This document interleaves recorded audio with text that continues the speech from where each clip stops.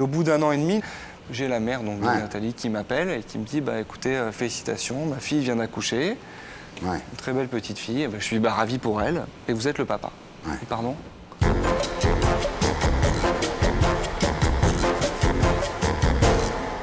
Bonsoir Ludo. Merci, bonsoir. Bonsoir. Bonsoir. Alors Ludovic Chancel, vous êtes le fils de Sheila. Et vous dites dans le livre que vous publiez chez Flammarion, quoi que je fasse, quels que soient mes efforts pour tenter d'exister par moi-même, je suis et je reste le fils de Sheila, moi qui ne demandais rien d'autre que d'être celui d'Annie Chancel. Ça résume bien le livre. Ouais. Eh bien, au revoir. Ouais. Ça résume bien le livre. Ouais. Ça résume bien le livre. Ouais. Voilà, c'est un petit peu ça. C'est difficile d'exister face à l'énorme Sheila qui prend énormément d'importance. Ouais. Voilà. Alors c'est un livre d'une grande sincérité, parfois même impudique, mais en tous les cas très touchant, très touchant. Merci. Alors on va prendre les choses par le commencement.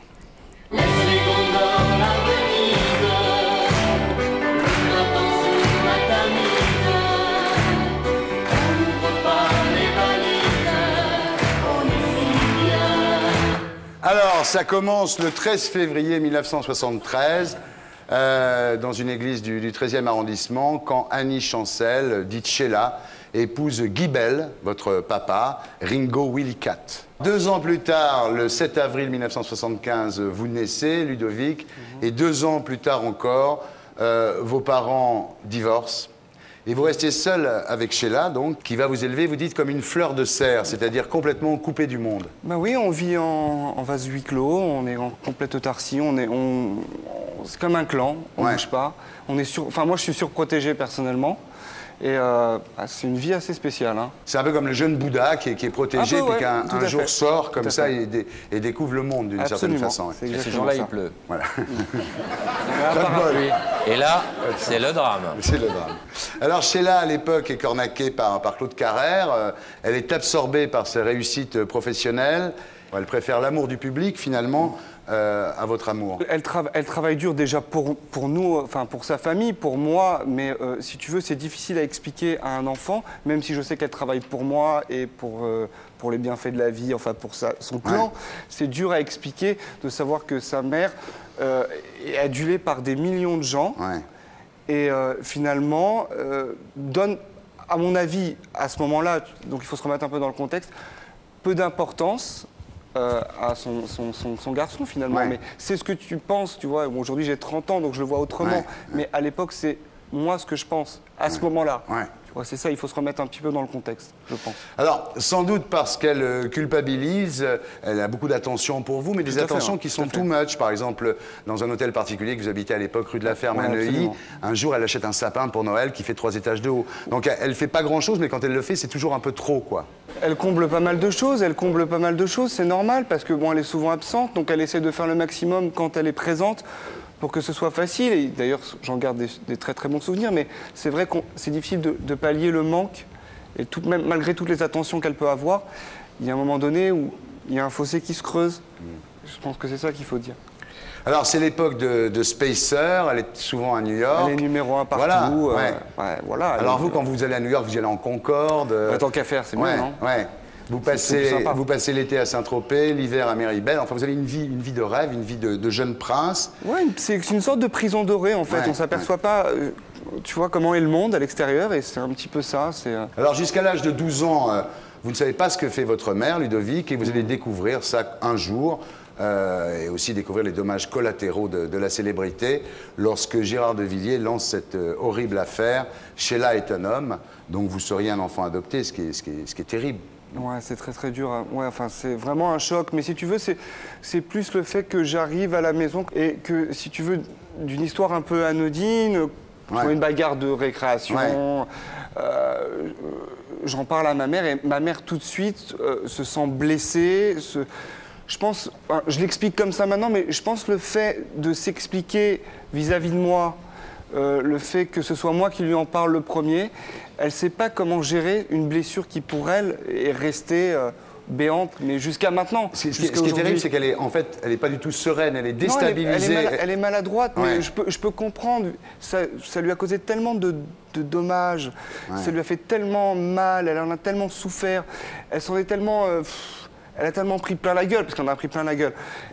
Elle ne sait pas comment l'expliquer. Et comme ça vient de moi, ça prend une proportion et une dimension auquel on peut pas, enfin, j'arrive pas à comprendre. Alors, au lieu de vous calmer, à ce moment-là, elle se justifie, elle vous dit, j'ai une cassette de ton accouchement que je te montrerai. Elle vous la donne, cette cassette? Oui, elle me la donne, mais un peu plus tard, elle me la donne pas tout de suite. Elle me la donne à mon 17e anniversaire. Une cassette que je n'ai pas regardée, je t'avoue sincèrement. Con, elle est bien, moi je l'ai vue. Ouais.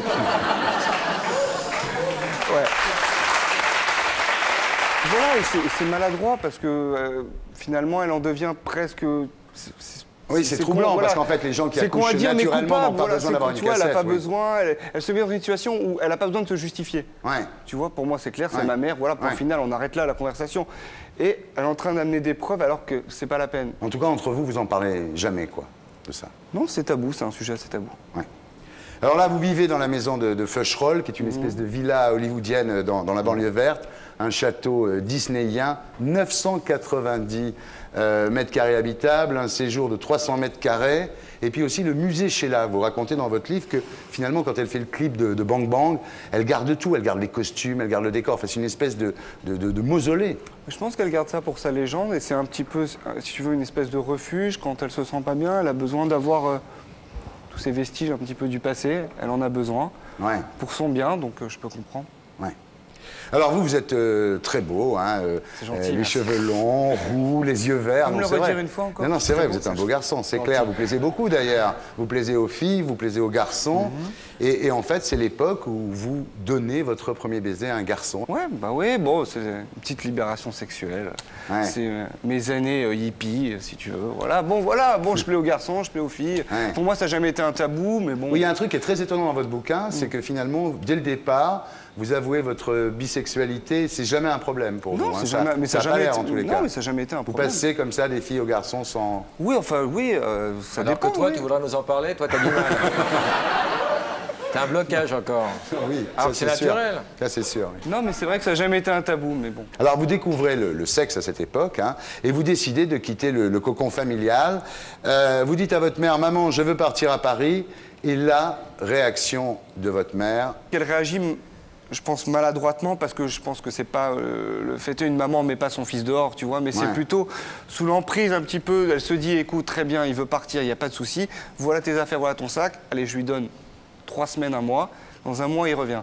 Mais bon, j'ai un caractère, on me met à la porte, donc voilà, en avant, roule. Là, vous avez 17 ans, vous vous retrouvez avec 200 balles en poche et vous vous dites. Je viens sans doute de faire la plus grosse connerie. Ah oui, pour moi, c'est horrible. Bah ouais, c'est une grosse connerie. Attends, moi, je m'attendais à du soutien. Je me suis dit, bon, c'est pas de souci, elle va me prendre un petit studio, il n'y a pas de problème. Elle va me sponsoriser un petit peu, donc il n'y a pas de souci. Mais et là, je me retrouve à la porte avec un sac qui pèse 3 tonnes. Et je suis comme ça, avec les cheveux. J'ai tous les malheurs du monde sur moi tout d'un coup. Mais bon, c'est vrai que c'est spécial. Et jamais à ce moment-là, vous avez l'idée de retourner à Feucherolles? Mais attends, j'ai des couilles, je vais pas revenir. Je suis parti. Il faut à un moment donné que j'avance aussi, parce que. Et puis, quelque part, c'est le fait non plus de ne pas vivre dans son ombre. Je me dis, OK, j'y vais. Et puis voilà, je vais m'assumer. Quelque part, c'est important. Vous commencez, Ludovic, vous êtes stagiaire chez Michel Drucker. Pour 1200 francs par mois. Salut, Michel, si tu nous entends. Encore un qui dit merci à Michel Drucker. Absolument. Voilà, mais rapidement, vous plongez dans le stupre et la luxure. Dans le stupre et la luxure. Je t'expliquerai, vas-y. Oui, parce que j'ai pas bien compris. Oui, la luxure, d'accord. C'est le cul, c'est le cul. Ah, le cul, le sexe. Non, c'est vrai. Heureusement, Michel Drucker n'a pas bougé. Excuse-moi, mais j'ai 18 ans, j'ai envie de, j'ai envie de m'amuser. Attends, j'ai 18 ans, j'arrive à Paris. Ouais, j'ai envie de m'amuser, j'ai envie de profiter. Non, enfin, je sais pas. D'accord, mais là, quand même, Ludovic, vous tapez tout ce qui bouge là à cette époque-là, quand même. Mais qu'est-ce que t'appelles tout ce qui bouge? Même les couples. Ouais, bon, j'ai des expériences, voilà. Non, mais c'est pas reproche, hein. Non, mais il n'y a pas. Oui, non, mais j'en vois pas ça comme un reproche, voilà. Mais bon. Mais je suis libertin, voilà. Ah, c'est ça que tu veux dire. Voilà, je suis libertin. Clairement. Très bien, j'assume. Pas de problème. Le mec vous demande de baiser sa femme devant lui, vous le faites, quoi. C'est normal. C'est pas méchant, c'est pas très méchant, c'est pas méchant. Mais ça...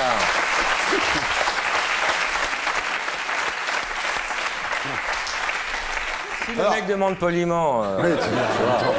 Tout dépend comment on demande. Hein, oui, si il dit baise ma femme, tu dis bah non, c'est un autre ton. Et s'il dit s'il vous plaît, auriez-vous l'extrême amabilité de pénétrer mon épouse, bah tu le fais.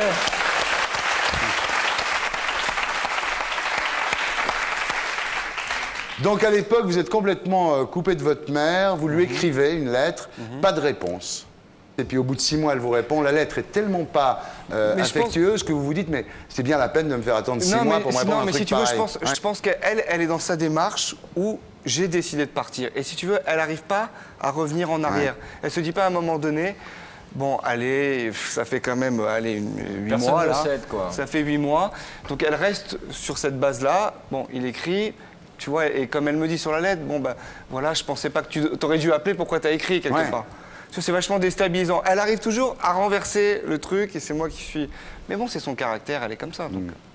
Elle était meilleure comme chanteuse que comme maman quand même. Hein. Je pense qu'être une grande star, comme elle a été une icône, ça doit être difficile. Ouais. C'est difficile. Oui, ça lui est arrivé très jeune en plus. Ouais, donc elle a pas spécialement peut-être su s'armer pour plus tard. Ouais. Mais elle m'adore comme une maman qui a un fils unique. Elle est fou de son fils et il n'y a pas de problème. Mais je pense qu'elle le montre mal. À l'époque, vous rencontrez Sylvia, qui est la première fille pour qui vous ressentez vraiment de l'amour. Et dans sa famille, beaucoup de chaleur humaine. C'est-à-dire qu'en fait, à ce moment-là, c'est la famille de Sylvia qui devient un petit peu votre famille d'accueil. Je pense en fait que pour les gens simples, la vie est simple. Nous, on est là à se prendre la tête, on a des maisons, de ce que tu veux, de l'argent. Mais en fait, le concours familial, il est un petit peu exposé partout. Moi, je viens de parents divorcés. Bon, j'ai une maman qui est comme elle est avec son caractère. Et tu t'aperçois que finalement, pour les gens simples, il n'y a que l'amour qui compte, il y a toujours à manger sur la table, on s'occupe de sa famille et ça devient tout de suite, il n'y a plus de poids. Et c'est ça qui est important. Il faut retenir ça, je pense. Ouais, c'est une grande découverte. Alors, vous rencontrez également à l'époque un dénommé André, qui devient votre employeur. Il a une boutique de mode au Halles. Et votre amant. Pendant des années. Ouais, ça m'équilibre, ça m'équilibre. Ça m'équilibre parce que si tu veux, en trouvant cette personne, je découvre aussi quelqu'un qui est important et qui a l'image du papa dont j'ai besoin. Donc ça m'équilibre énormément. Quelqu'un qui me fait confiance. Quelqu'un qui me donne la possibilité de m'exprimer dans mon travail, qui me donne plein de possibilités. Et j'ai, si tu veux, c'est 2 piliers de ma vie. Et vous passez de l'un à l'autre. Oui, on peut dire ça comme ça. Et Sylvia sait que vous voyez André, André sait que vous voyez Sylvia. Oui, André sait que je vois Sylvia. Sylvia a des doutes sur André. Mais c'est pas un ménage à 3, si tu veux savoir la vérité. Non, pas du tout. Et là, vous avez un terrible accident de scooter, de Renault 25, un soir. Et vous êtes vraiment détruit, fracture ouverte de la mâchoire, les dents explosées, la langue coupée en 2, la rate éclatée, 7 côtes cassées. Oui, coma 15 jours, voilà, hémorragie interne, on la rate absolument. 15 jours de coma, 1 mois et demi, 2 mois à l'hôpital et 6-8 mois de rééducation intensive. La remontée sera longue. Ouais, ça a été dur. Ça a été vraiment un passage assez difficile. Ouais, c'est assez dur. C'est assez dur parce que tu sors de l'hôpital, je faisais 55 kilos à peu près, alors que j'en fais 75 d'habitude. Donc c'est un peu difficile. Quand tu te vois dans la glace, tu vois un fantôme, une espèce de zombie, donc il faut... Merci. Et il faut... C'est pour moi. Merci, c'est gentil. Et il faut, tu vois, il faut remonter, t'as pas le choix. Donc on te dit en plus que t'es pas sûr de retrouver 100% de tes capacités. Donc finalement, tu dis, je vais pas arriver à 100, je vais arriver à 130, histoire d'emmerder tout le monde. Donc c'est... Voilà. Alors vous racontez la convalescence à Feucherolles, les vacances aux Caraïbes avec Sylvia et votre maman. Et là, vous décidez de faire connaissance avec votre père qui habite à Toulouse. Il est parti lorsque j'avais 2 ans. J'ai dû le voir, je sais pas, une fois, je m'en rappelle plus, quand j'avais 6 ans, j'ai pas un grand souvenir. Et puis je l'ai eu 2-3 fois au téléphone et c'est tout. Donc j'ai pas eu de son de cloche à côté, donc je veux avoir, si tu veux, ma propre opinion sur le bonhomme, quoi. Alors ce sera jamais un père, mais je me suis dit peut-être que je peux trouver un ami. Vous dites je vais y aller. Alors vous arrivez dans une cité pavillonnaire un peu défraîchie, à Toulouse, un peu années 60. Vous voyez une vieille dame qui est votre grand-mère et qui l'appelle. Et là vous voyez arriver un mec en short, en marcel, en tongs, qui vous dit qu'est-ce que tu fous là, toi? Ouais, qui me dit mieux. Il me dit putain, tu ressembles à ta mère. Je vois même pourquoi t'es venu. Je suis même pas sûr que tu sois mon fils. J'ai rien à te dire. Voilà. Quand je vois ta mère. Bref, qu'est-ce que tu fais là, quoi. Bon, ok. Bon, bah écoute, ça a duré, allez, je sais pas, 1 minute et demie. Ouais, quand vous lui dites, je crois que je vais y aller, il vous répond, non, je crois que c'est ce que tu as mieux à faire. T'as mieux à faire, Ouais, voilà. ouais. T'as mieux à faire. Et si tu veux, il y a des photos, un peu dans le pavillon. Puis je lui dis, mais quand même, tu vois, il y a quand même quelques photos de moi, donc... Ah non, mais je suis pas chez moi ici. Ouais. Donc ben, je sors, je fais 10 mètres, et si tu veux, comme je suis pas du tout à 100% à cette époque-là, je pleure au bout de 10 mètres, mais comme un bébé, mais finalement en pleurant, j'ai une espèce de poids qui s'en va comme ça, et je m'aperçois que finalement les liens du sang, malgré ce qu'on peut dire, bon ben voilà, je suis tombé sur un mec, ben, c'est mon géniteur, il s'appelle Guy, on peut dire il s'appelle Willy Cat, exprès. En fait, ce que vous dites, c'est qu'il a jamais vraiment aimé votre mère. Ah non, non, ouais, pour moi, voilà, c'est ça, c'était plus un coup de pub, dont elle, qui a vraiment été meurtrie par ça, parce qu'elle a voulu avoir un enfant avec lui. Elle était amoureuse de lui. Bah oui, je pense qu'elle s'est mariée, elle a voulu avoir un... Mais il était assez beau, hein. Il y a des photos dans Télé 7 jours, il y a un papier sur vous dans Télé 7 jours. Il y a des photos, il est assez beau, le... Par rapport à moi, il est plus beau ou moins beau? Non. Ah, c'est gentil. gentil. Plus beau que lui. Ah, c'est gentil. Non, c'est gentil. Non, c'est vrai. C'est gentil. Non, c'est vrai. Voilà, alors là, vous vous mariez pour faire plaisir à Sylvia, en fait. Au départ, vous n'avez pas vraiment envie de vous marier, mais quand elle vous le propose, vous n'osez pas dire non, quoi. Ah, si tu veux, je me remets un petit peu dans le contexte de l'époque. Moi, j'ai voulu me marier à 20 ans, 22 ans. Bon, j'ai toujours eu des non-non. J'arrive à un âge où j'ai 25 ans, où bon, je sors de plein d'histoires. J'ai pas vraiment la tête à me marier. Mais je suis dans un clan. Elle a toujours été là pour moi, donc j'ai envie de lui faire partager ce bonheur. J'ai envie qu'elle soit dans le clan Chancel. Et j'ai envie de faire plaisir à mes grands-parents, j'ai envie que ma maman soit fière de moi. Et donc je me dis, allez, pourquoi pas? En avant, allons nous marier. Allons à l'église. Ce qui est terrible, c'est que en enterrant votre vie de garçon, vous tombez sur une Nathalie dont vous faites la connaissance dans les toilettes, on peut dire. Et cette Nathalie... Cette Nathalie... Tu résumes vite les choses, mais bon, je trouve que tu résumes vite les choses, mais bon. C'est ce qui est dans le bouquin. Et cette Nathalie, non, ce qui est terrible, c'est que cette Nathalie, vous la reverrez après, une fois que vous serez mariés. Au lavabo. Et elle vous fera un enfant dans le dos. Ouais.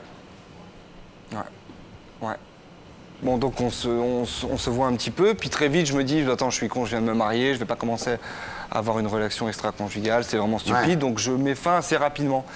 Et au bout d'1 an et demi, j'ai la mère, donc de Nathalie, qui m'appelle et qui me dit, bah écoutez, félicitations, ma fille vient d'accoucher, une très belle petite fille, et bah, je suis ravi pour elle, et vous êtes le papa.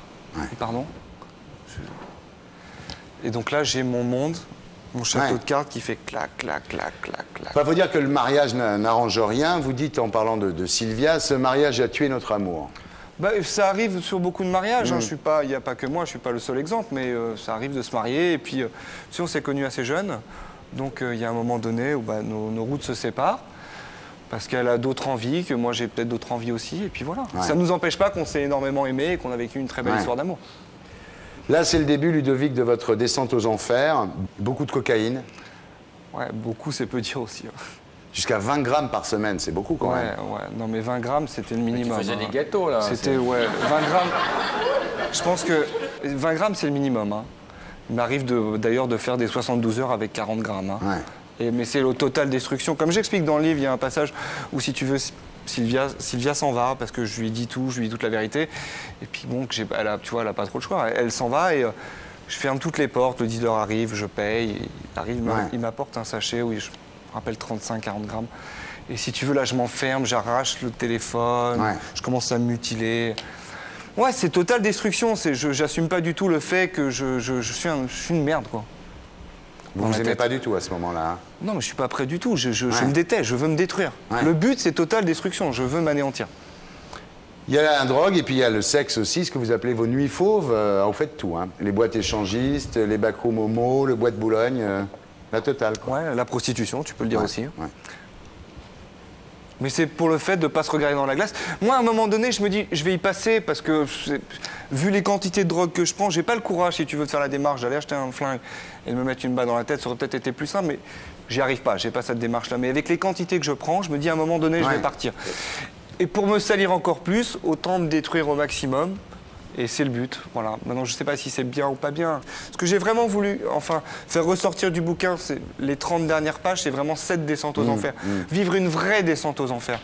Tu vois, c'est pas, ouais, je prends un peu de drogue, je sors un petit peu, on ne sait pas trop ce que je fais. Non, voilà ce que j'ai fait. Voilà, maintenant, bien ou pas bien, c'est pas la question. Mais c'est une vraie descente. Et c'est ce que je veux expliquer dans le livre. Votre seule ambition à ce moment-là, c'est de vous salir, de vous avilir. Ouais, de me punir, ouais. Je veux plus me regarder dans la glace, je veux voir un cadavre, c'est le but. Ouais. C'est le but. Mais j'y arrive très bien. Hein. Vous allez à un moment dans des boîtes, disons, de sexe, et vous vous laissez posséder par tout le monde. Ouais, mais voilà, j'ai envie de vendre mon âme, vendre mon corps, vendre ce que je suis, vendre ce que je représente, c'est-à-dire me salir, toute je sais pas, l'honnêteté, toute la pudeur que j'ai envie de j'ai envie de la détruire. C'est dur, c'est un procédé difficile de se dire à un moment donné, quand toi tu décides de te faire du mal, il n'y a plus de limite si tu veux. Si tu as un adversaire, à un moment donné, vous vous battez. Si le choc est violent, il y a un moment donné où tu te mets en retrait parce que tu dis je ne vais pas trop l'abîmer. Là, c'est dans la démarche que toi tu as envie de te salir, il n'y a plus de limite. Et c'est ce que je voudrais. Oui, l'adversaire il est dans ta tête à ce moment-là. Exactement, tout à fait. Alors à un moment, vous commencez à choisir vos clients sur Internet parce que vous découvrez que c'est plus facile finalement que la porte Dauphine. Et là, vous tapez jusqu'à 6 clients par jour, quoi. Dans un appartement qui est c'est dégueulasse. Un appartement, mais non, c'est même pas que c'est un appartement, c'est un dépotoir. Un dépotoir, Bon, c'est un passage, bon, j'essaie de l'expliquer. J'espère que ça choquera pas trop de gens. J'essaie au moins en tout cas de l'expliquer avec mes mots. Et... En tous les cas, c'est sincère. Oui, c'est sincère. Oui, c'est touchant. C'est gentil. Merci beaucoup. Très courageux aussi de rentrer dans le détail à ce point et de tout raconter comme ça. Merci Laurent, merci. Ben, en tout cas,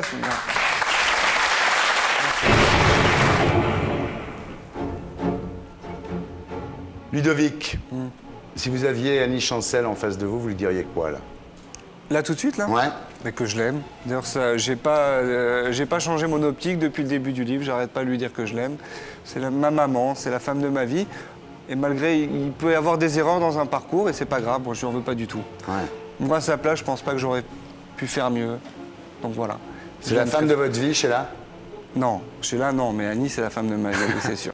Et pour être sûr de ne rien rater de Inarditube, abonnez-vous et mettez un pouce bleu.